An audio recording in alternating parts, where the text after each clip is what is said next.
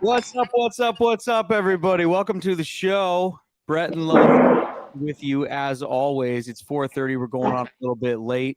The Seahawks really push it to the last second there against the Indianapolis Colts and grandfather Phillip Rivers. 18-16, the Seahawks victorious. Keep stacking W's. It was ugly though, Lofa. Lofa's clearly at Savage Brewing or somewhere like it. Where are you? How you feeling? Like, talk to us. I mean, give me something. I would love to be my normal, energetic self, and I will probably get there after I come down from this fucking cloud that I'm just still floating on. Because, wow, like this was everything, Brett. Everything we talked about, just like, oh god, who are they going to bring in? I was like, watch out for Riley Leonard. Then we find out he's like not doing well. He got hurt right after, like coming in instant and like putting up several fantasy points, so much that I thought about picking him up. And then we were like, well, just don't bring in anybody like Colt McCoy, who has been a thorn in our side with several teams. Yeah. And they go and sign Old Man Rivers. And dude, I told you, he's a competitor, dog. Like, yeah. Still got it. Well, okay, let's rewind for a second, because last week we're sitting here on this very show, and fans of this show have to know by now we call pretty much everything that happens. And we're sitting here, we go, okay, they're going to play the Colts. God forbid they sign some old-ass veteran who's going to scare us like a Colt McCoy from the Giants and another time that he beat us.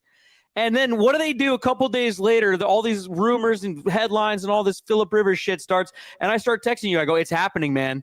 Why do they got to do this to our team all the time? Just to keep things interesting. And boy did that. Boy did that. And the Seahawk fans online all week, I'm just seeing them posting, oh, we got this. They're gonna kill this guy. It's gonna be a bloodbath. He's gonna break a hip. All the jokes, all the memes.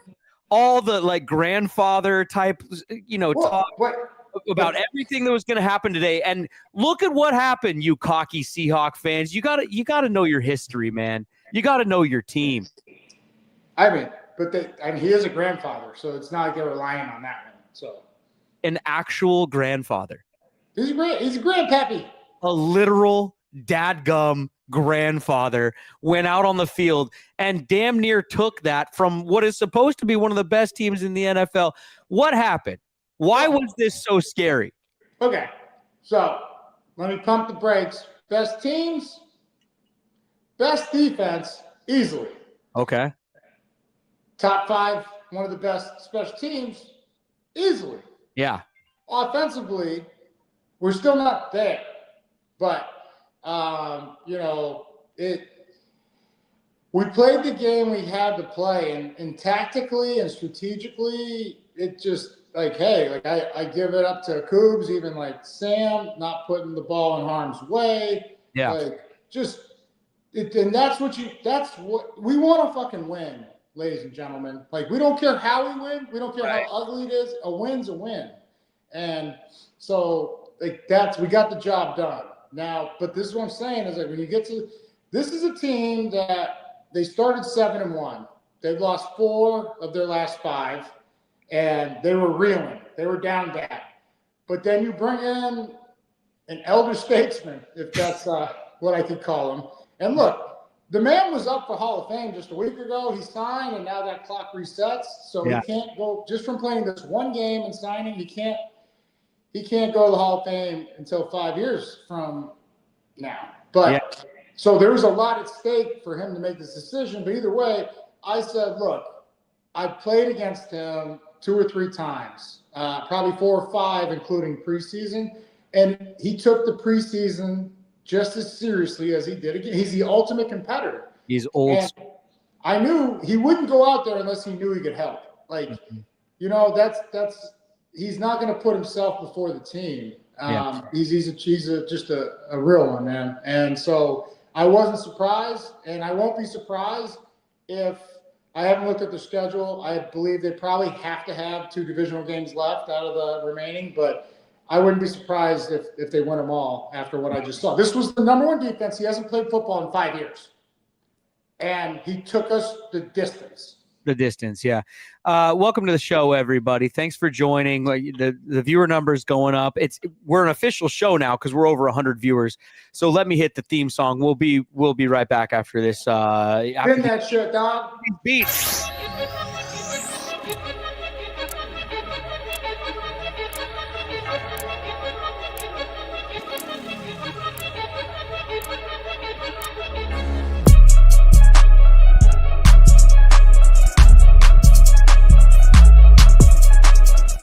All right, so now officially welcome to the show. The Seahawks beat the Colts 18-16, but that is far from the storyline. Phillip Rivers comes off the sideline from coaching his high school team, and like a Disney movie, goes out there and is putting up stats against the number one defense, or what should be, I mean, it's a team that had not given up a touchdown in how many games and whatever, and he goes out there. Looking a little like a guy wearing a NFL uniform on Halloween, if I'm perfectly honest. But he goes out there and he's a man and pissing me off all day. I didn't sit down the entire game. Stood up the whole time. I was nervous from start to finish in this one. Most Seahawks fans felt confident all week. They were like dunking on Colts fans online, talking about how this is going to be an absolute bloodbath. I mean, the early line on the game was well over a touchdown. I don't know what it closed at, but man, this is a good time to talk about FanDuel. Where the fuck is Jonathan? Where's producer Kate? Producer Katie's shooting a movie. Johnny, where's Johnny? Yeah, he's got to get in here and get in on this. AKA Pitbull, Mr. Worldwide. Mr. Worldwide. He's on a flight, or his flight got delayed or something. I think he'll be here at some point soon. I'm just checking. Let me see here. It's close. Oh no, I don't know. I don't know how to go back. We need him here. Hey, I don't know how to do anything on there. There's no rewind in life. Don't worry. Hey, this show is brought to you by FanDuel. That's right. FanDuel. Like and subscribe. Get the app. Phillip Rivers, 18 of 27 for a $120, 1 touchdown. The late interception there that the Seahawks got, and Kobe Bryant got to seal it. But he only takes one sack. He only took 1 sack, which he basically tripped over himself. Was that the sack? I thought he got back to the line of scrimmage. Who cares? It was just, it was a formidable opponent when a lot of people, they read on paper that there's a 44-year-old man that hasn't played in 5 years under the gun. And I was like, dude, yeah, but you don't understand the wisdom and experience he has. It doesn't matter how long you're out of the game. That doesn't leave you. The skill and the talent is what erodes over time, right? Yeah. So, but what keeps you in the game long term is, the understanding. And so I was like, dude, I'm not taking this game lightly. I was like, dude, I hope we blow them out, and at halftime we get to rest our starters so we're fresh for the next week. I wasn't looking ahead at all because look how tight this race is. Cool. Even the Rams came back. They were down. They came back and they beat. I don't know if it's over yet, but they were leading the Lions, right? Yeah. Niners beat Tennessee, and I was hoping for a Tennessee Music City miracle. Didn't get it, but just anything to create some separation. But just several weeks back, I said, 3 teams from this division are going to the playoffs, and that's still a fact. But it's like this division is up for grabs, and we play the Rams, play the Niners, right? I think the Panthers is the other game. So it's but just one game at a time. I don't think we were caught looking ahead, which is what I think a lot of people are going to ask and question. I think, if you give, even though he's 44 and he hasn't dusted off the old fucking pea shooter in a long time, he knows what you're in. Because they're so much younger, they don't know how to disguise even a Mike McDonald-led defense that is so hard to beat. Phil's like, no, I got it. That's why Shane Steichen was like, you've only been here 3 days, but we've been talking all season because I helped game plan with your same offense you ran in high school. That's all we're asking you to do here. So all the offensive line had to do was get used to the cadence and the snap count. And I'm sure he dumbed it down just to make it smoother. But thoroughly impressed that a 44-year-old, 5 years removed, one of the greats of the game, could just walk back in and do what he did. Yeah, man. Yeah. Welcome to the show, everybody. We've been going for a bit, but thanks for being here. Get your comments in. Get your starred comments in after the first 12 minutes of the show. We'll start putting those starred comments up on the screen, and we'll be here to talk about whatever you guys want to talk about for as long as you want to talk about it, honestly. What are your concerns coming out of this one? You got to have a lot of them. For me, I think, the Colts are obviously a good team. They have a good record. They can run the ball. When you bring in a guy who is a future Hall of Famer, who's a competitor, like we're saying, who's old school, who's just, he's got that dog in him. He always has. It's a recipe for a letdown. And I think, we got the win, so I can smile. Yes. But if that would have gone the other way, we'd be talking about, one of the all-time great comebacks in the history of sports. Probably. Oh, easily.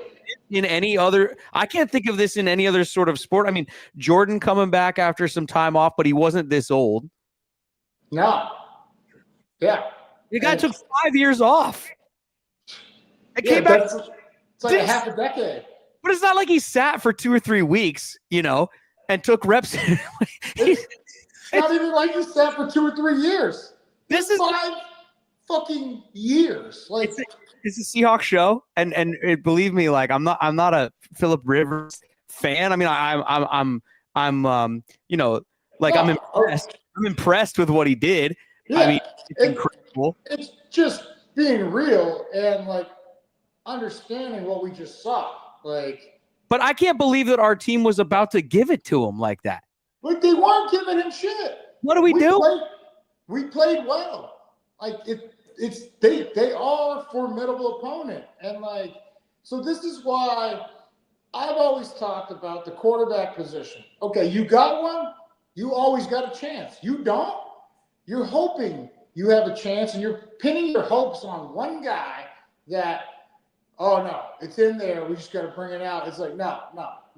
You just fucking give me killers and teach them skills, right? So it doesn't matter if it's offense or it's defense. Like Marshawn Lynch, one of the greatest quarterbacks ever. Yeah, he ran with a defensive mindset. He was punishing and inflicting pain on you. Like, okay, but before we even get into the comments, Brett from Edmonds has a question. Yeah, Phillip Rivers is older than you. Yeah. When are you going to announce your comeback? And who's it going to be for? Oh, well, shit. I could play quarterback till I'm 60.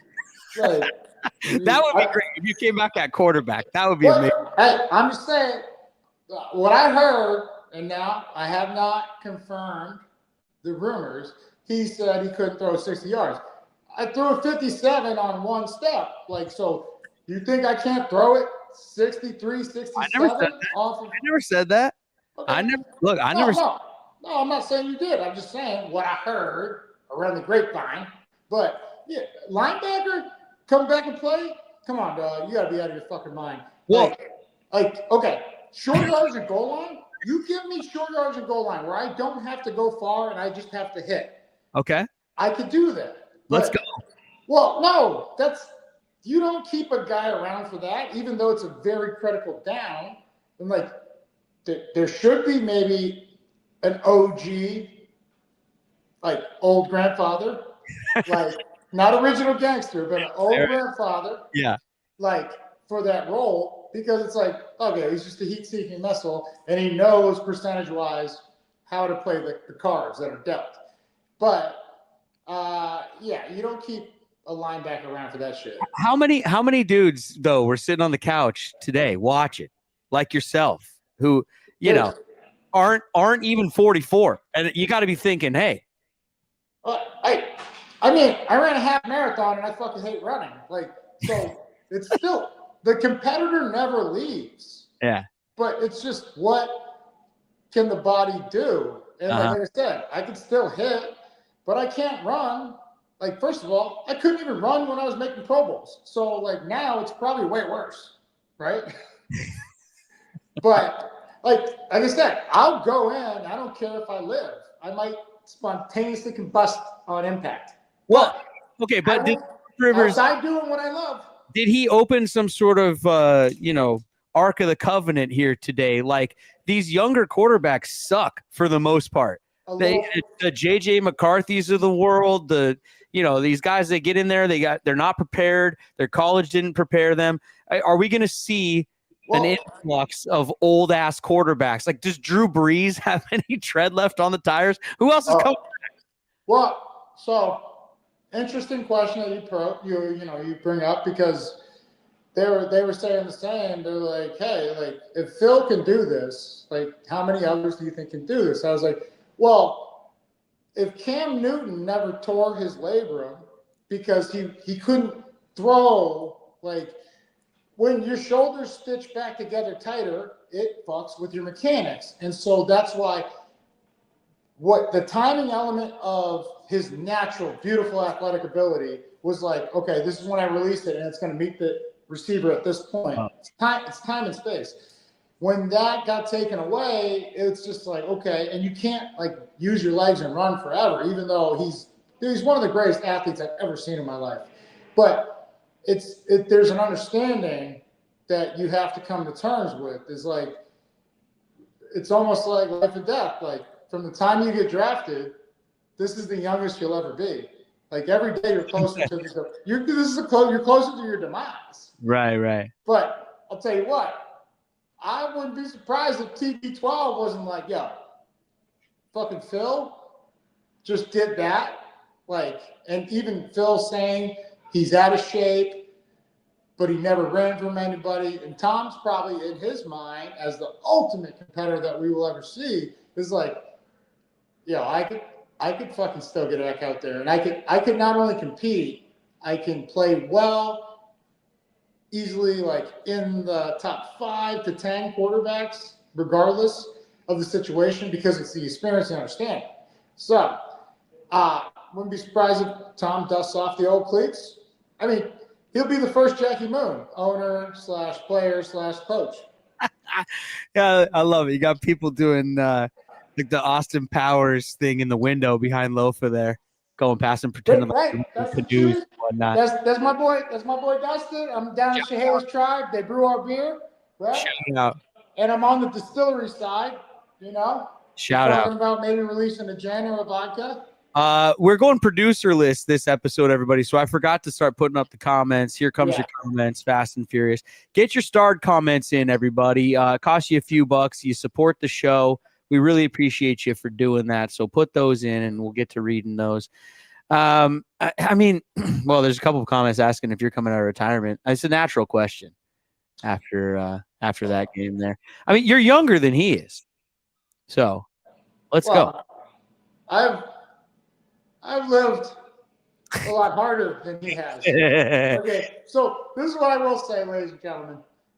Why I love and hate Philip Rivers. Actually, I don't hate anybody. Why I love and intensely dislike Philip Rivers is because he is one of the greatest competitors I've ever seen. Yeah. Like, oh my God. Like, the understanding, intuition, just like, oh, I know what you're in. I know how I'm going to dissect it, whatever.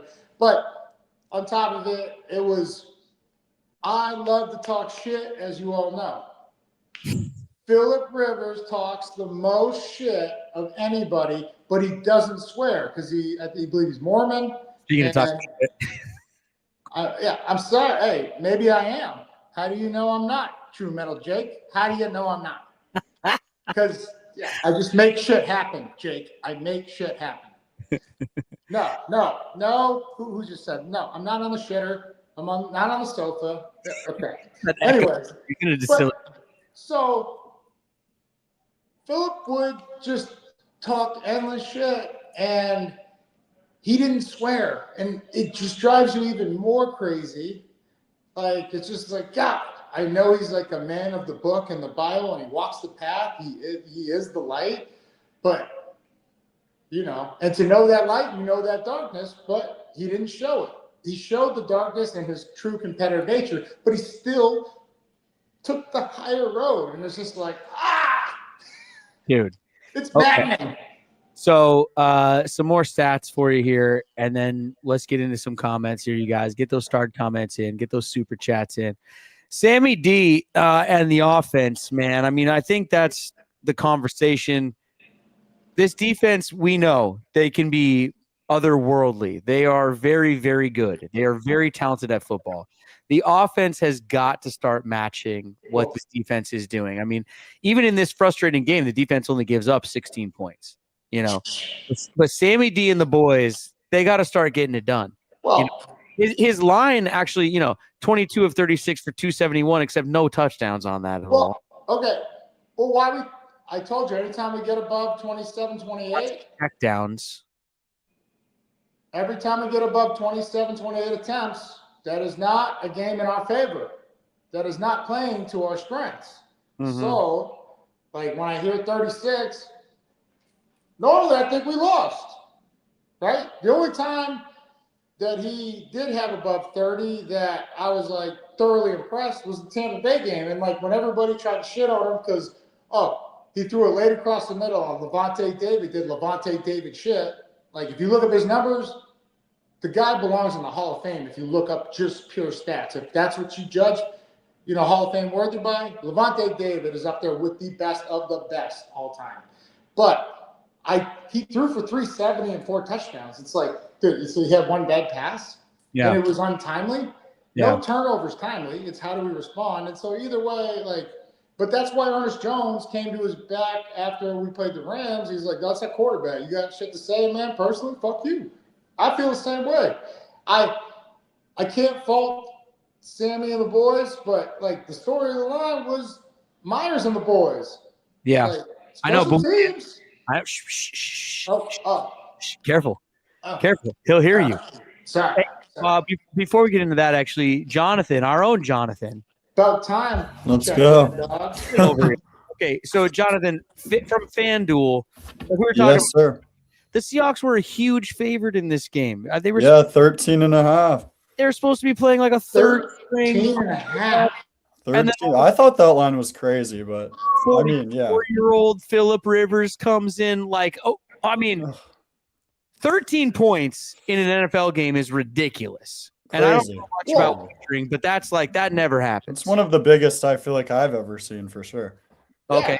Now, every time we lost by 14, I felt like the biggest piece of shit. I was like, dude, we just got our fucking tanks kicked in. Dude. Okay, so be honest, Johnny. Did you put it on the Hawks to cover? Of course. I smashed that and I lost everything. No. As you should. That was a brutal watch. I'm not gonna lie. Yeah. Right. Like watching field goals. That was. I mean. Hey, wait! Aren't smelling salts illegal, ladies and gentlemen? This little kicker. I don't even fucking know his name. Balake Grupe. He was over there crazy. Sniffing his little life away. Right? Groupie. Yeah. He took Myers' thing. That was Myers' thing. Fucking nails a 60-yarder. All right. He was running around like the water boy, headbutting everybody. He's just like, Intern Jonathan, give us some stuff on from FanDuel for maybe tonight's game, from the Seahawks game, whatever you got. Yeah, for sure. Do some reporting. Over under for our game was 41.5, and it was 34. So under tonight. Un-American. Terrible. Yeah, un-American. Boring game. Un-American. We are also minus 1,200 to win. Colts were plus 750, so pretty big favorites, as we know. Okay. So that's still would have hit, I guess. Wouldn't have made much, but and then going into today, JSN was favored first in offensive player of the year odds, minus 425. Taylor's third. Okay. He didn't do a ton today, but yeah. Taylor Swift. Let's see. All right, for the game tonight, let's see. Cowboys favored minus 290 to win and minus 6.5 points over the Vikings.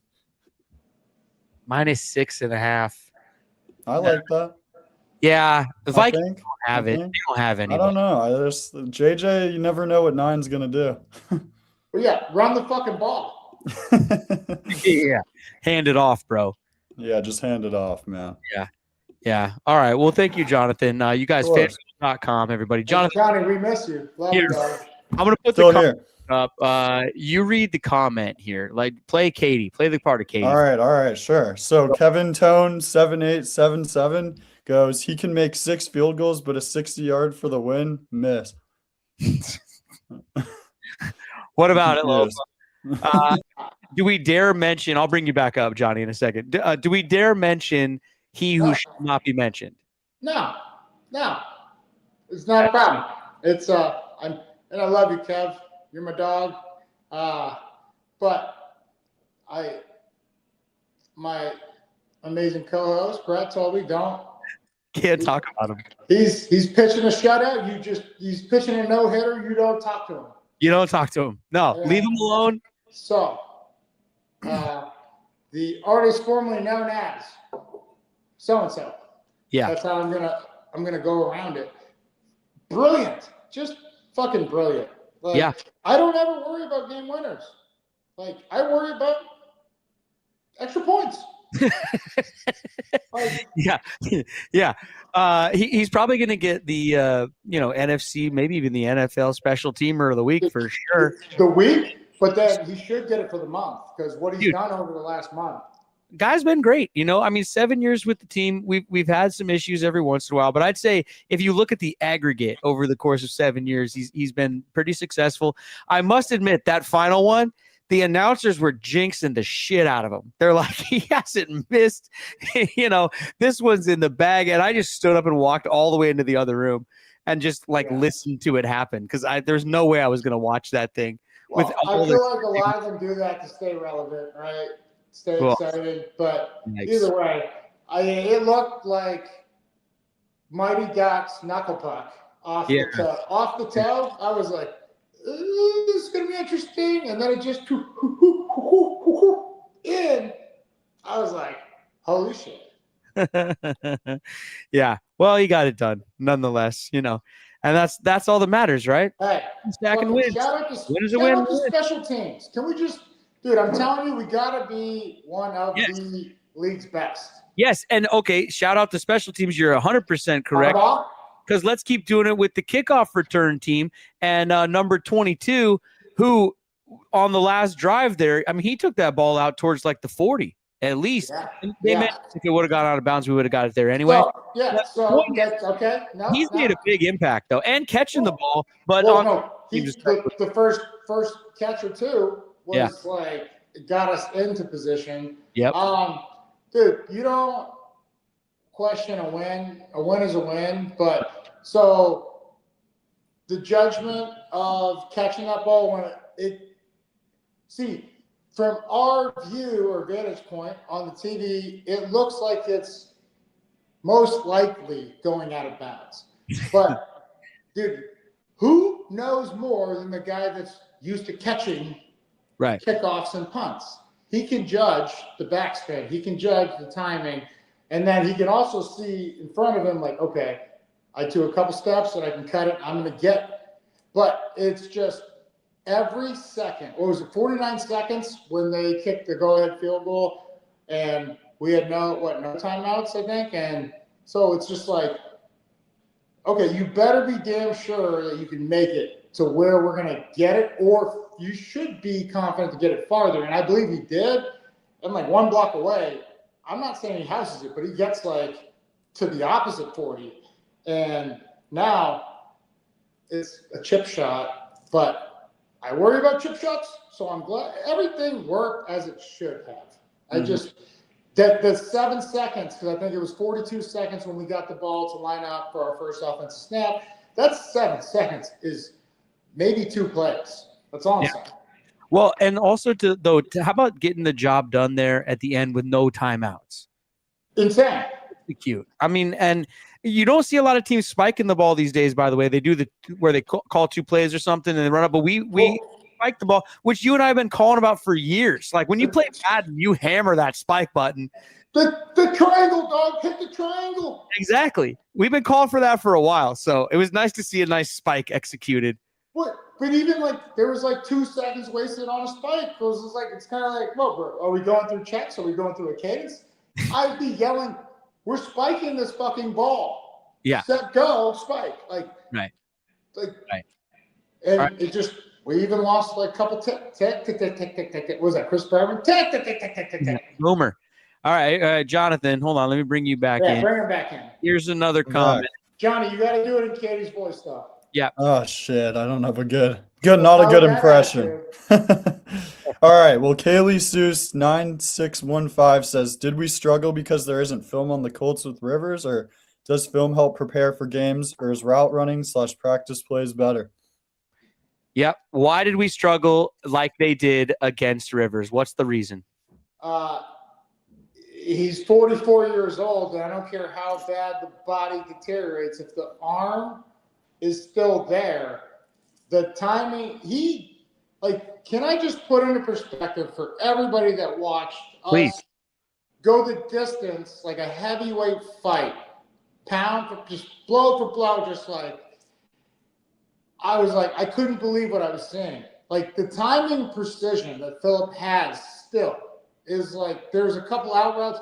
There was the one where Imawari and Julian Love destroyed Tyler Warren. Tyler Warren's both hands got on the ball. He's a first-round pick for a reason. He is a great tight end, but it's like, bro, the ball was perfect. Like, catch the ball. Like, there was a couple out routes that before the guy turned, it was right in his chest. And so I was like, he hasn't played in 5 years. I don't care if he's been throwing the ball around the fucking yard with his high school team. Look, and not a shot. I'm just saying it's not the same. Yeah. But to have 1 week of practice, and he probably talked to each individual receiver. He's like, hey, like, when this happens, the ball's going to be on you. And, like, just get ready. And, like, so I'm telling you, like, the coaching – in one regard probably helped him talk to his young receivers who are half his fucking age, which blows my mind. Yeah. He's got like a 22-year-old receiver. You probably got a kid that's 22. Like, so it's just, I'm definitely impressed, but I'm not out of my mind. Like, not surprised. Yeah. Impressed, but surprised. He's that dude. He's always been that dude. And I played with 3 or 4 guys that have played with Phillip at NC State. Norm Chow, who was one of the greatest offensive minds, that he was with us when we won our 2 national championships. He was with Phillip he was with BYU when one of the Detmers won the Heisman or whoever it was. So it's like, but he said Phillip Rivers out of NC State is special. And I was like, oh, wow, that's, I know, and this was like a year or 2 older than me, but I was like, well, I know the name, but I've never seen him play. And then I got to the league and I played against him several times. I was like, yeah, okay. I see what Norm saw. Yeah. In talking about this game, like leading up to it all week, I'm talking to the family. I'm talking to my wife and everything. And she's like, why are you so nervous? And I go, because he took the job. I go, he's not going to do it unless he thinks he's going to be decent at it. And so the fact that he's going to get out there and give it a go is what has me nervous. Yeah. Yeah. Like, you don't go unless you know. Like, that's like true playmakers in the league, probably in any facet of life. It's like, no, this is a risk worth taking. Risk mitigation, considering, okay, I have all variables. This is what could go wrong, possibility, probability, opportunity. The juice is worth the squeeze. Mm-hmm. And so he knows. And that's the scariest part, is he knows too much. And dude, they are a dangerous team. And I think, so the Jags are in first place. I don't know the remaining schedule, but if they have to play the Colts, they're losing to the Colts. Dude, he played well, and he did what he had to do.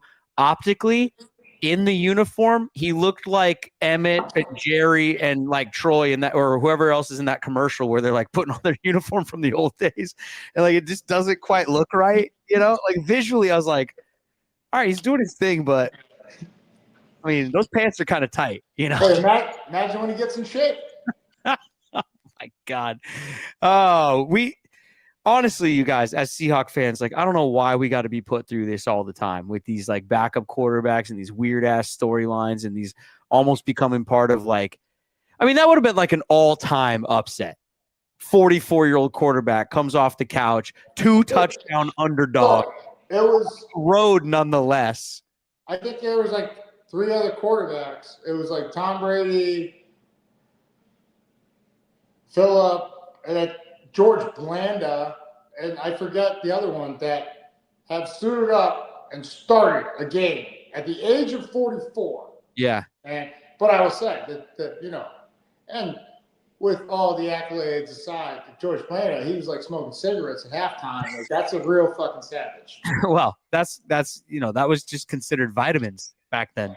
Well, yeah, well, he was probably healthier products. Probably wasn't sprayed with pesticides. Johnny boy, can you try to look up for us on the side how many confirmed grandfathers have ever played in the NFL? And so I don't know that that's a real fact. I just No, I think he's a grandfather. Yeah, I swear it. Isn't he? Not confirmed it, but they said his oldest daughter yes, Phillip Rivers is a grandfather. Okay. His oldest daughter had a child in late 2024. There you go. Grandpappy almost beat us.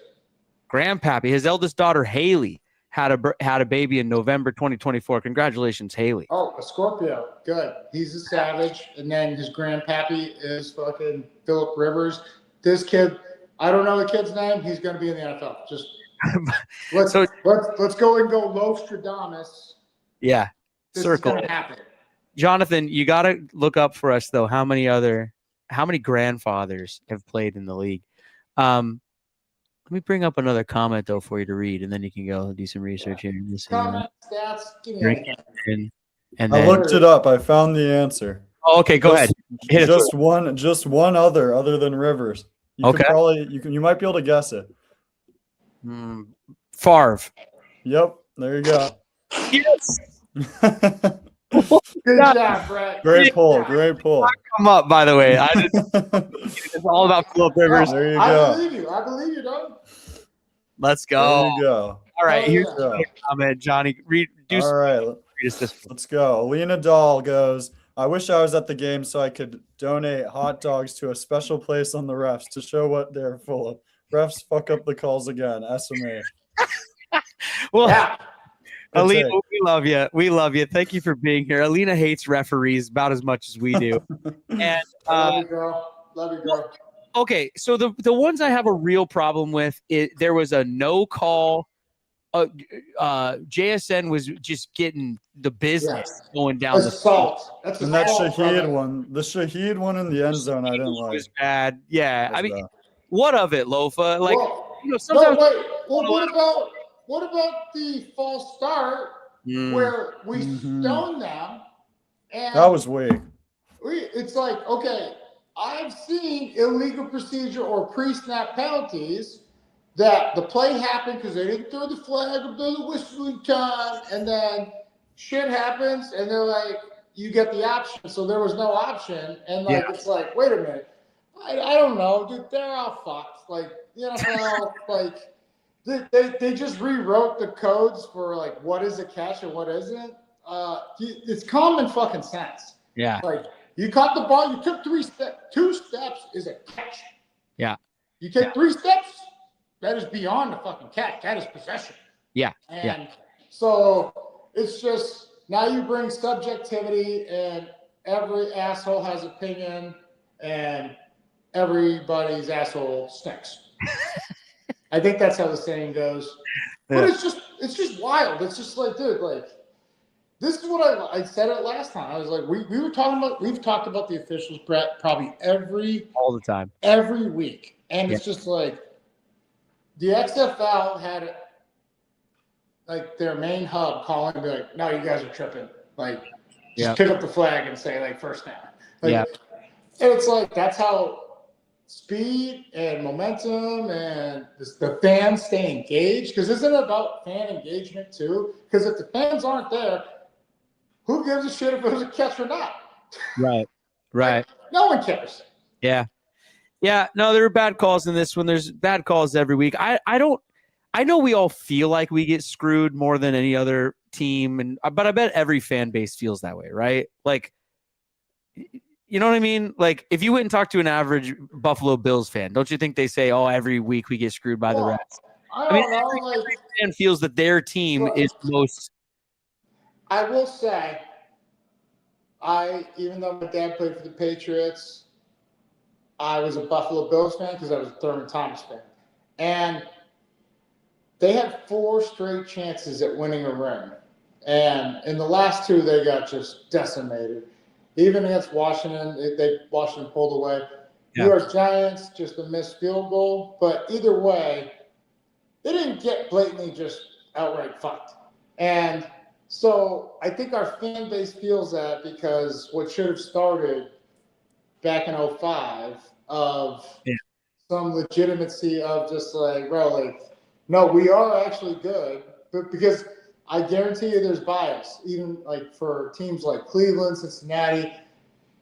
Like, we can go back and look it up. It's like, oh, well, if they're expected to just lose, then we can call flags. But, like, teams, like good coaches, what they do is like, hey, this is our officiating crew. We have to be more conscious of holding at the line. We have to be, they call the league high in holding. So guess what they're looking for, boys? It's patterns. Just like we study our opponent for patterns, the ref is not going to let you get away with certain things. So the feet, it comes back to the fundamentals. The feet, the eyes, the hands, they have to be. But that's how you build great habits. But either way, you should still understand there isn't, other than the guys you're playing against, there's another team that you should not be playing against in the referees, but they're still human, they make mistakes, and it's just everyone sees things from their own lens and perspective. So I still give them grace, but just after the fact, it is what it is. Here comes some more comments. You guys get those starred comments, those super chats in. Thank you for joining us. If you're just getting here, the viewer number is going up, Lofa. People logging on late after the games are getting all right. Cool, because my battery's going down. That's all I'm saying. 18-16 final score. The Seahawks survive against the Indianapolis Colts. Well, not really survive. I mean, game-winning drive at the end. We did what we had. We survived in a positive way. Really? I was trying to be you. I love the silver lining, but we survived. All right. Another comment, Jonathan. Go for it. Kevin Tone, 7877 goes, JSN rare drop. Darnold threw behind wide receivers in the end zone. Good take. Yeah. Defense was off. Good take. So, the one to Shaheed behind him, like that, he was open. The one to Coop over the middle. Wide open. But the one, but this is, remember, oh, shit, it might have been, when did we play the Patriots in New England? Was that a year ago or 2 years ago? His rookie year, maybe? He had a wide open pass down the sideline, and Gino dropped just a fucking dime. And he dropped it. And this was kind of one of his breakout games. And I was actually, we can go back and we'll find the clip. I was actually surprised that he dropped that because, dude, he makes the most insane, difficult catches. And maybe it was just the fact that he was like, oh my God, I'm going to score. He already knew, and he's just still waiting on the ball, even though it's perfectly placed, went right through his hands. And that one over the middle, I mean, now, Sam McGee has a fucking pissed missile for an arm. That thing was coming in hot. If you had a fucking gun radar, that thing had to be 70 miles an hour. But it was still right in the breadbasket. Yeah. And so you got to catch that. Rare, good job, Kevin Town. The entire offense, the offense has to pick it up, man. The defense giving up 16 points. They got old man Rivers out there. And if the offense goes out there and scores a couple touchdowns instead of these field goals that we're always settling for, we're all feeling much different. I think, I have 3 fingers? Do you know I have three fingers in the air? Why? Because how many rushing yards do you think we had at half? Okay, yeah, that's what I was going to say. So what do we got to do here? Because the running game, boy, I feel like this is like a rerun episode from a few seasons ago, talking O-line, talking running game, talking lack thereof. Zach Charbonnet, who I don't know why, but he's looking more and more like Bobby Boucher on the sideline sometimes. I don't know, he changed his face mask or something. Something's going on. He's got a collar now a little bit or something. Anyway, 8 carries, 31 yards. You guys know what I'm talking about. 3.9 per. He had a long of 8 yards on the day. Kenneth Walker, 9 carries for 17 yards. Ugh. Like, what the heck is going on with the run game? And, what do we got to do to fix that thing? I mean, work to the second level. Just climb, right? I'm just giving the opposition's perspective of like what, even when we had good run defense, my rookie year and a couple other years, it was like the teams that work to the second level, they create division. It's not a wave of unity meeting force with force. Now it's separation, and there's several different options for the running back. And any good high school running back with 3 options is like, oh, well, if I go here, that guy's in position. If I go here, oh, but that guy got captured. I'm getting the ball, and I'm putting the foot in the ground. I'm going there. And this is everything I talked about with when we played Bijan. I was like, yo, I don't know who to compare Bijan to, because no one's carved us.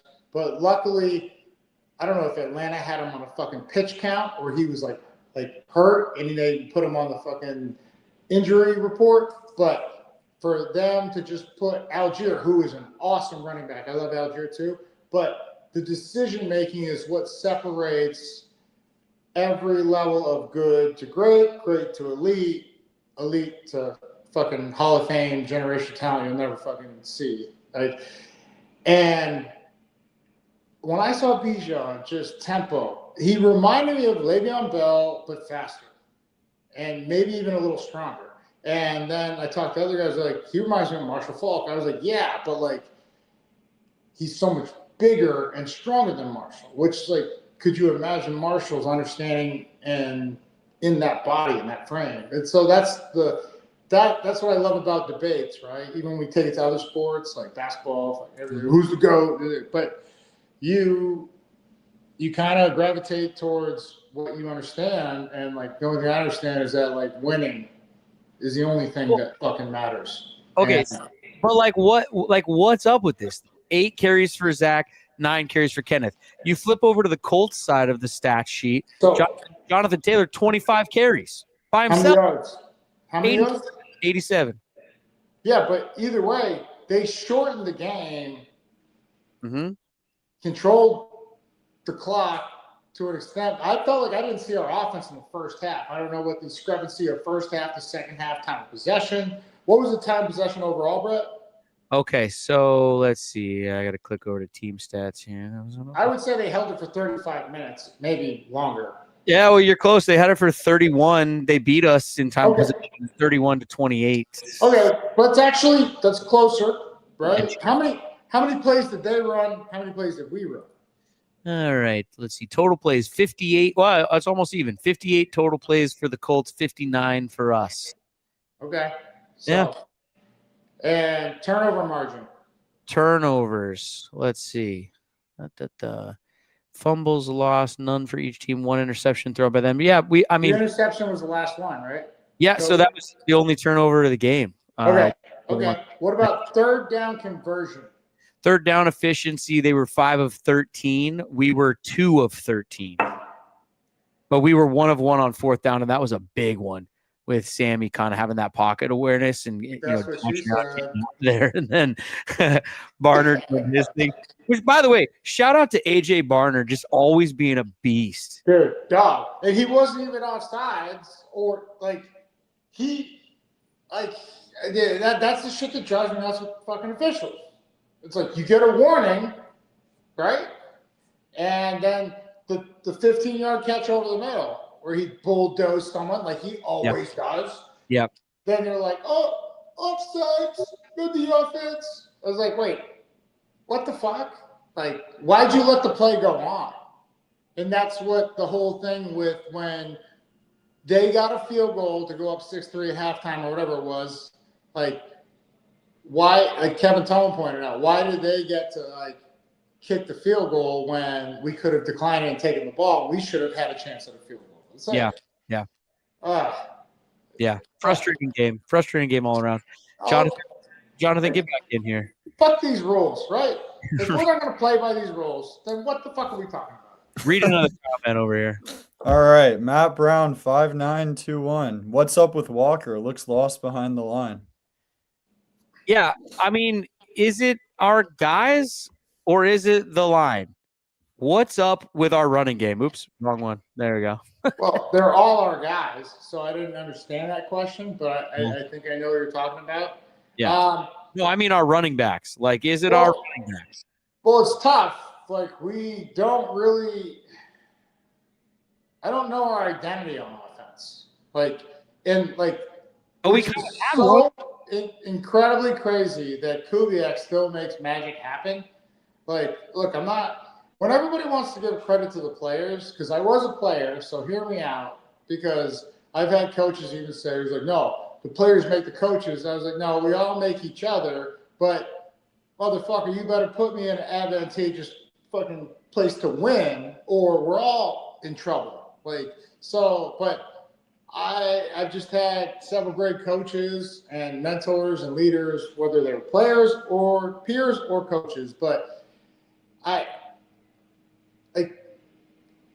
schematically, there's really nowhere to run. And this is something that we've dealt with for years. Since Chris Carson was here. And and then I'm just saying, like, we didn't have a steady, and it wasn't even, and Carson was a super savage. Like, dude had his neck fused and was like, nah, fuck that, I'm playing. Like, you don't find those individuals often, right? It's much in line with Marshawn Lynch, who used to get, I talked about it, Graston, which is a sharp metal blade that, like, he would get 45 minutes of this pregame because he had a back injury that he never told anybody about.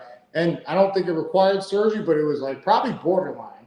But I've had the Graston done several areas, and it's painful as fuck. And Marshawn got that done every game. Wow. For 45 minutes. Like, and you could, I was like, I'm just going to take this Toradol shot, dog, because it's going to loosen up everything.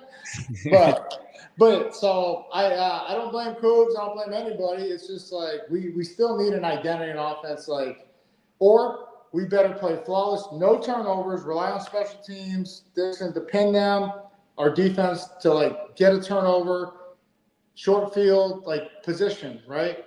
Field position, and then take advantage of it. But it's rare that you win like that consistently. And so for us to be sitting, where we're at, it's impressive all around, but we have to schematically, like, and I still come back to like, if you're not going to run the zone, which is what we're trying to do, and you're not going to bootleg off it to set it up, then like, what are we doing? Because this is what Miami, the Lions, Jahmyr Gibbs, Devin A-Chain, Christian McCaffrey, everyone that has success, this is what they're doing. They're doing that, and then they're bootleg off it, because as a linebacker, it's very similar as long as the linemen have discipline. So though, just for the record, the question is, what's up with Walker? You're saying it's not Walker. Fuck no. Okay. It's not Charbonnet. It's not Walker. Like, it's not even Kubiak. It's just like do something and be great at it. Mm-hmm. Like, whether we run power, which is ultimately, okay, so we ran the I-FAR. I-FAR means tight ends on the left. The fullback is far away from him. I think it was Robbie Oots. And this is against Atlanta. And it was a split lead. So the fullback goes up, sees the best route path of, like, destruction, The running back gets it opposite, and then he has 2 routes, 2 paths to choose from, right or left. Sharps, it was the 32-yard game we had against Atlanta. We didn't run that fucking play again. It's just like, yeah, why not? I would line right back up and be like, yo, yeah, unless you take a timeout, you're not stopping. I don't care that you know it. We know that you know it. This goes back to Vince Lombardi. We're going to run the 28 sweep off the left side. That is going to be the first play of every game. It was asserting dominance. Yeah. And what we're trying to do as football players, gladiators, if you will, like I know like how that sounds, but we're trying to break your fucking will. Yeah. Yeah. Like, well, it doesn't seem like that's what this offense is trying to do right now. It seems like this offense is constantly just trying to find itself. Yeah. And hopefully the defense can just keep the other team from scoring enough points, which they've been doing. But at some point, this offense has got to go out there and be the thing that wins us the game. And they were on the final drive. But you can see how Seahawks fans are not feeling very confident. And I understand why. But either way, it's confident going into the game, though. Either way, you got to be grateful and happy with where we're at. Like, we're never satisfied, but a win is a win is a win. Yeah. And thank God for special teams. Thank God the offense didn't turn it over, right? Thank God for this defense, right? Because defense wins championships. Hey. And so I'm not worried. It's like, is it enough? It's enough if we play to our strengths. It is enough. It really is. This is a Super Bowl caliber roster team. Like, defensively, dude, we have dogs everywhere. And then dogs behind dogs, which, guess what? Those dogs are running down on special teams, which is why our special team's so great. This is everything we talked about preseason. I was like, dude, we're so deep at every level that, like, Mike Morris, a 6'6", 300-pound guy, is running on kickoff and just ripping heads off. And I was like, hey, like, that's rare. That's rare. All right, push the wrong button. So. There we go. Well, they got to be better against the Rams, though, on Thursday night. I mean, I've been seeing nothing but promos on every channel for the last week because they've been hyping this game up. And, part of me does feel like we were looking a little bit past these Colts and Phillip Rivers and everything. But we got the job done, and that's good. But we're not great at home. We're a little shaky. This Rams game is at home. It's a short week. I mean, the Rams are looking good, and this offense, the performance they did today is not going to work against the Rams. We know that. Well, no, the performance today would have been just fine in LA 3 weeks ago. Don't turn the ball over. Yeah, it's true. We turned it over 4 times, gave them short field 3 times. They scored only one touchdown and 1 field goal. So it's just like, I'm not worried about defense at all. I'm actually not worried about special teams at all. Like, and I'm not worried about the offense, but like, just you don't turn it over then. If like we're not going to go score points, it's not like we're not trying to score points, ladies and gentlemen. I'm just saying, like, play to your fucking strengths. Like, speaking of playing to our strengths, let's bring in some more comments from our lovely viewers and all day fam here, which is the viewer number only going up on this show. Thank you guys so much logging on. Put my hat on because Johnny's hair is just like over. Game starting soon. Copy and paste the link. Send it to your friends. Smash that subscribe button out there, everybody. Ring the bell. What's up, chat? What's up, fam? See, Jonathan, I'm trying some of that. There we go. Use, you know, love it. You like that, fam? I'm trying to cook. All right, Kevin Tone again. 7877 goes 3rd and 4 run. Bradford falls over. Walker trips over. Yeah, gotta go airborne, dog. Wasn't pretty. Gotta fly with Delta on that one. Yeah, Bradford, though, not taking as much heat as he did a few weeks ago, and I think some undue heat a few weeks ago, by the way. Yeah, well, people give him credit for. He's a mauler. Let him fucking maul people. Right. Like, I don't know. It's like this is like kind of my whole issue with when organizations or coaches, they draft someone who Maybe they listen to the scouts. Maybe listen to the reports, the All-American, all that bullshit.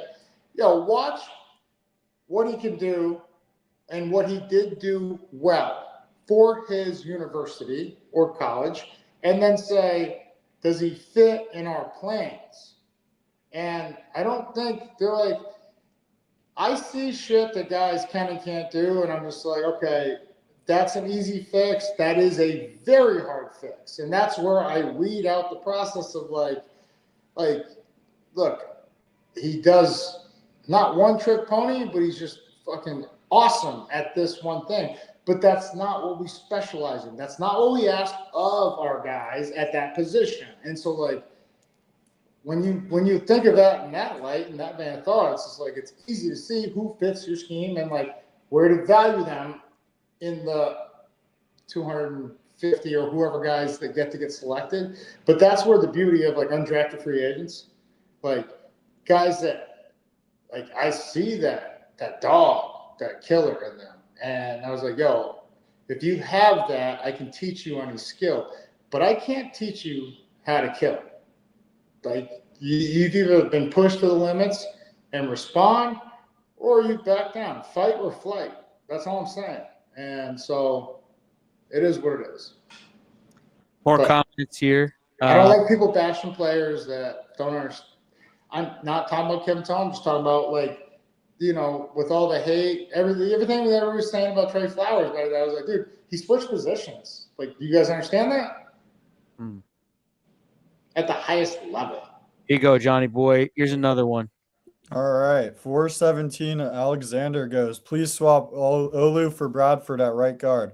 That's the fastest fix for our run game and pass game. Also, Eamon Murray's a menace. Defensive rookie of the year. Hell yes. Hell yeah. I second that emotion. All right. Stuff again, but then you can get on to Eamon Murray. No, I'm going straight to Eamon Murray. I'm sorry. Yeah, he's special. Like, there's nothing this kid can't do. There's no weakness in his game, but then not to be the jack of all trades and master of none, he's the jack of all trades and master of all. And it's just like, yeah, that's why when we didn't need a safety, I saw them like, hey, no, we need him. And like, for as much as we thought we needed him, because everything that could have went wrong, Julian Love's out, right? Somebody else went out. Ty Okada stepped in and just kicked major ass, but it's like that was the spot that, should anything happen to Julian, Eamon Murray fills. He's just like, he's up because he was drafted. He's going to get the spot first. But I'm just saying, blitzing, phenomenal. Coverage, man or zone, phenomenal. Aggression and run defense, phenomenal. It's like, yeah, like the guy should have been a first rounder.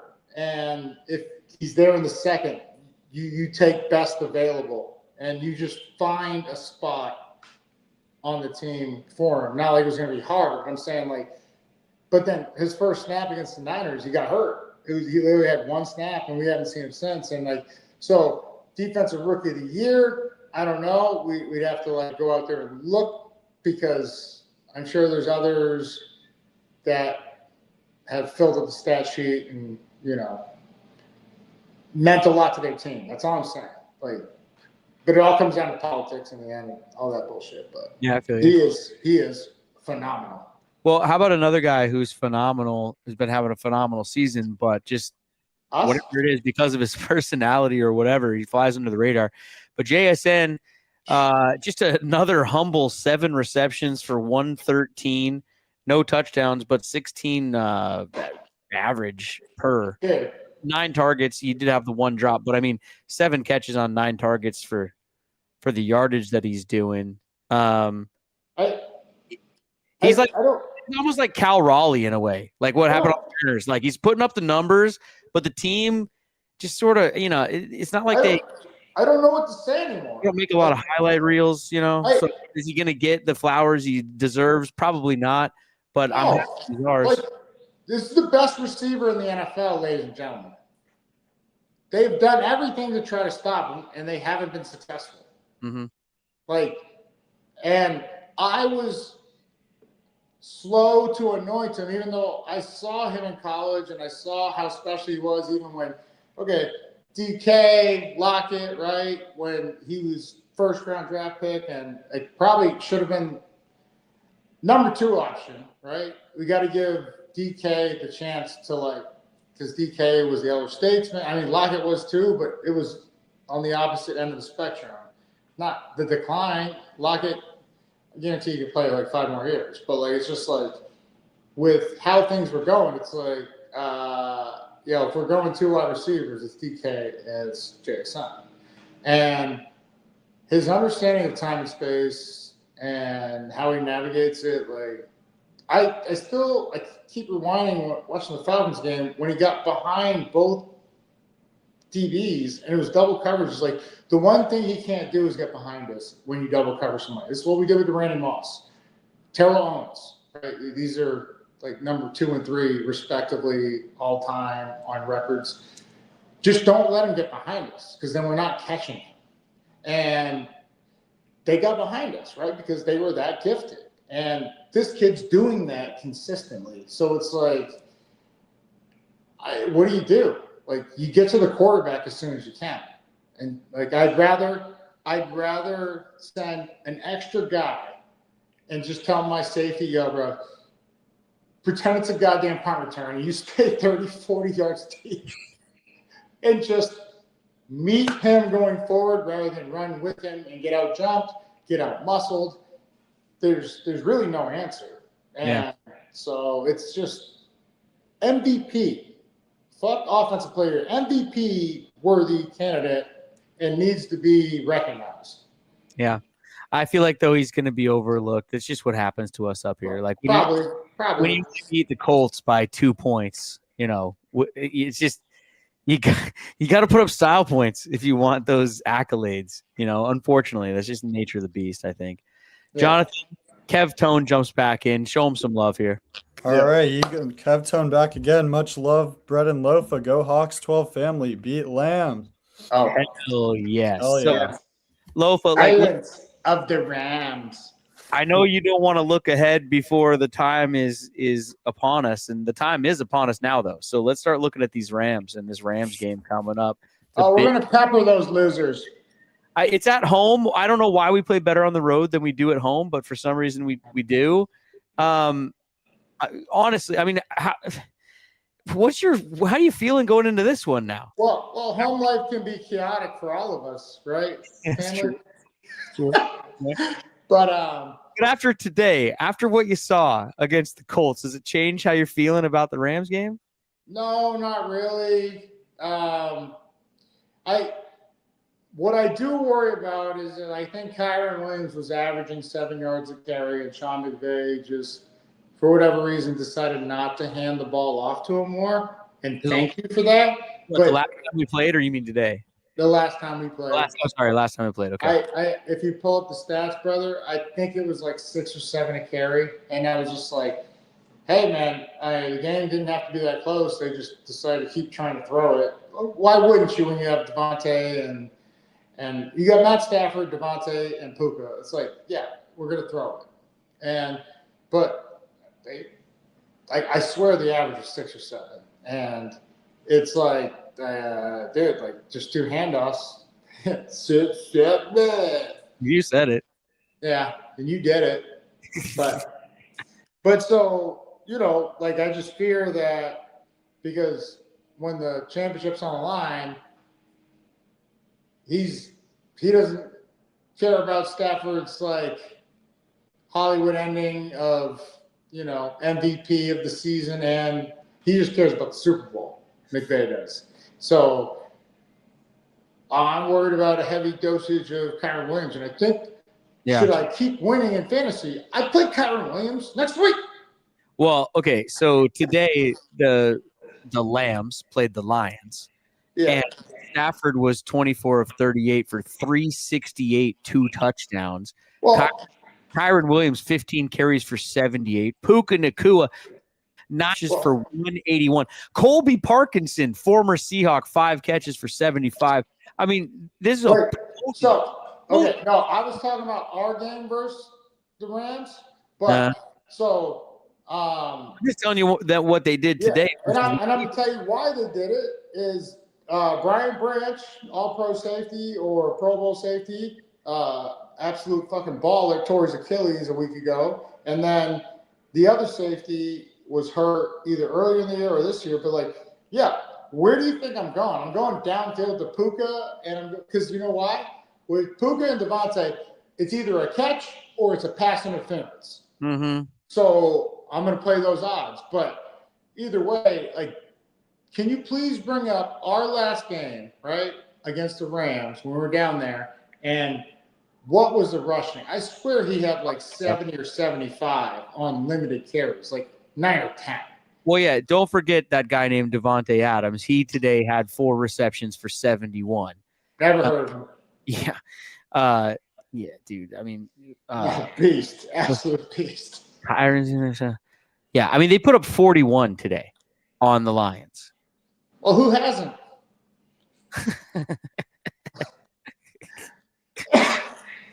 Hold on, I'm trying to look up the last game. No worries. My battery's about to die. Trying to get to it here. No, it's just showing me. No, don't show me the one this week. Here we go. Where's Jonathan? Bring Jonathan. He's probably got the stats. November 16th. Here, I got it here. Rams 21, Seahawks 19. Where's the stats? What did Kyron Williams have? Box score. Kyron Williams 12 carries for 91 that day and a touchdown. 7.6 per. It's a half yard more than I thought. Now I'm scared. I'm scared. Well, now we ran the ball pretty well that day. Kenneth Walker had 16 carries for 67, Charbonnet 11 for another 37, and a touchdown. Okay. Between the two of them, 89. Tell me, how many times did we throw the ball, and what were those results? We threw the ball 44 times. Okay. 44 times in a 1 or 2 score game for the majority of the game? Yeah. How'd that go? Let me hear the results. He was 29 of 44 for 279. You're talking about Sammy's numbers? 279. Touchdowns, interceptions? That was the 4-pick game. Touchdowns, interceptions? Zip Ola on the touchdowns. Big goose egg. Donut. And interceptions? 4. Okay. So, do we see the recipe? I'm just saying. I'm not saying. I'm just saying. Yep. And even I'm just saying, Sean McVay's going to go back and be I didn't know that Kyron was cooking these fools. Mm-hmm. And, I have to dive back into the field goal fest we watched today, the soccer game. But, guarantee you, Jonathan Taylor was getting busy and, it's I can't believe they went away from that. Yeah. Stafford only completed 15 passes that day for 130, but 2 touchdowns. Very efficient on the day. Did what he had to do. I mean, Philip Rivers would have thrown 5 touchdowns that day. Intern Jonathan jumping back in. Here's another comment. Read it for us. Here we go. Before I read this one, actually, just see something from Schefter. It's McVay talking about Devontae Adams. He had a hamstring injury that didn't look good, and his status is in doubt for Thursday night. Okay. I don't believe that bullshit, Jonathan. We'll see what happens. News. I like it. But anyways, he's only catching touchdowns. He's only a red zone threat. Exactly. That'll take 2 scores off the board, right? Oh, hopefully. If you could, I could run with Devontae for 20 yards. I'm still not saying I'm stopping him from catching and mossing me. I'm just saying. Right. We can't find somebody to run with him for 20 yards. God help us. Well, how about this? This might have something to do with it here. Yeah, here we go. From Yatob2090. Joe was targeted today. Worried about Rams matchup. Yeah. They were going after Job. They even got him for a penalty. Joby won Kenobi? No doubts. No doubts about that guy. Super savage. No worries. No concerns. No concern. No, he's a dog. All right. I will say that game, there was some hard hits in that game. I mean, Agreed. NFL game, but they were really slugging it out in this one. Yeah, absolutely. Just loved it. Little magic happened over here. Magic happened there. Yeah. It made an old linebacker happy. Let's just say. All right. That's oh no, hey, whoa, Kevin Tone jumped back in. Go for Kevin it. Tone back for one more. Last one. Nakua looks like a smaller Lofa. LMAO. Yeah, he does. I agree. I see it. Yeah. Guy's tiny, even though he's 6'3" and I'm barely 5'11". But I'm obviously more skilled. And that could just be the unhealed Lofa talking that he committed to USC and then he went to UW and he transferred to BYU. And then I was consulting and I was like, hey, this guy's pretty fucking awesome. And we didn't get him, even though he went in the 5th round and had the greatest rookie year that anybody's ever had. So, yeah, I got a lot of healing to do over here. But thank you for letting me know that we look similar. Yeah. Lofa and I will be I'm going to be in the building at Luma. I'm going to be at EQC. Lofa's going to be doing a party down at the EQC. So just go see him down there. If you're going to be at Lumen, look for me. Yeah. I'll be I got a room for you, dog. I booked an extra room. So come on up after the game. And any of y'all listening. Yeah. It's a open to the public free party and EQC, Emerald Queen Casino. Shout out to them. And yeah, you know how we do. I thought playing pro football, getting paid to play football was my dream, but no. Getting paid to party was my real dream. And damn it if I didn't manifest it. Hell yeah, dude. I was going to say, so this coming week, everybody, they play on Thursday night.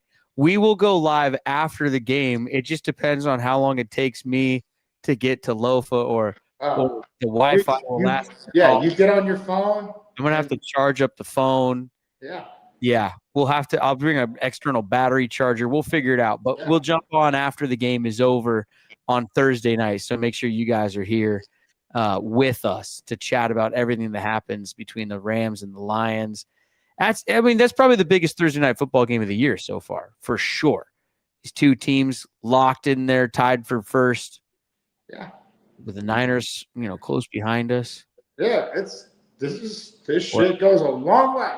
It's kind of like when the Lions and the Vikings played last year at the end of the season. Like, hey, winner gets first round in a bye, loser goes to the bottom of the barrel, even though you have one of the best records in the NFL.